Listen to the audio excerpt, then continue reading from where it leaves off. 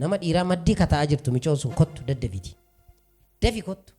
Seexanni balaa konkolaataa si qopheesseera Waaqayyoon ooltanaan jedhe. Kadhadhuuf nan oolchaadhe Waaqayyo. Yesuus oolchaadha. Jedhe. Yesuus oolchaadha. Jedhe dubbadhamma yeroo Yesuus oolchaadha.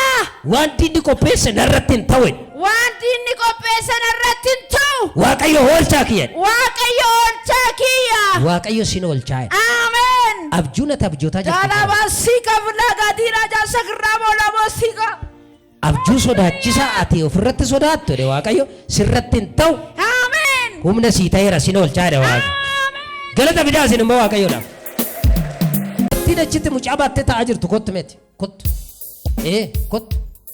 Mora yeroo baay'ee mora sitti darbatu. Wanti kana dura darbatame jira. Waan mora fakkaatu waan darbatamaa ture jira. Haalli nageenya keenya hundumtuu ijoolleen koo nagaan qabu abbaan manaa koo nagaan qabu. Baay'ee dhukkubsannaa dhugaa. Egaa Waaqayyo akkana jedhe.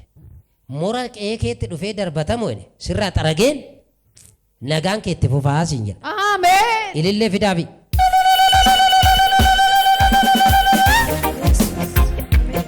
Namni mataan keessi madaa'u madaa jira mataa kee keessa. Madaan mataa kee keessa mumullatu sun Yesuus amma si fayyisaa. Rifeensa kee jala madaatu jira. Maal ta'e? Nama madaa. Asiki. Yoomi kayetti? Tureeren. Sima madaa? Maqaa nama Naazreeti Yesuus Kiristoosiin rifeensa ishii kana rifeensa isaanii kana irraa buqqisu ajandaa du'aa ajandaa seexanaa qibaatiidhaan kan dhufe alarraa keessarraa harraa kaasee dhiiga walichaatiin bilisa baataniittu. Amen. Fayyinni isinii ta'eera hamaaf hamtuun isinirraa cabeera. Dhaqaa.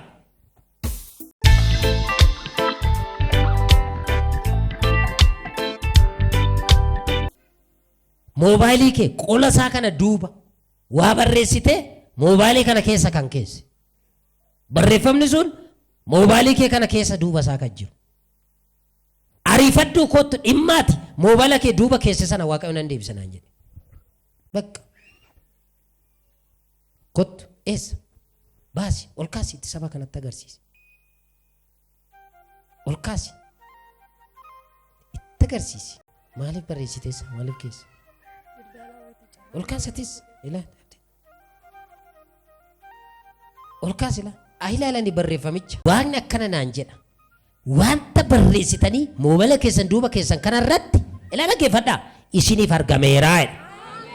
Akka bobaa kee jala dhiitoo namni jiru. Dhiitoo jira bobaa kee jala dhiitoo ofirraa kan qabdu. Ariifadha sidaa. Namni biraallee haftee yoo jiraatte kottu. Bobaa kee jala. Mul'ata kunu. Maqaa Yesuus Kiristoos askottu askottu. Dhiitoo ol kaasaa harka keessanii achuma harka irra kaadhaa.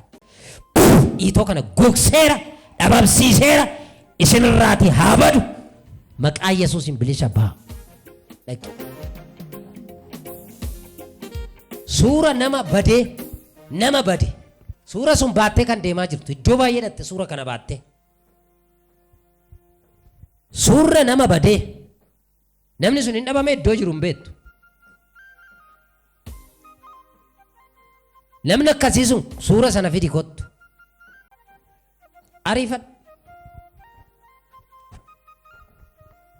Maal ta'e? Hin dhabame. Kottu. Yoomii ka'ee? Waggaa 5 baqa. Yaa Kiristoos. Yaa Waaqa. Waa'ee nama kanaa sagalee naa dhaga'u.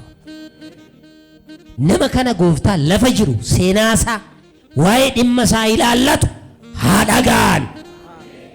Dhaqi.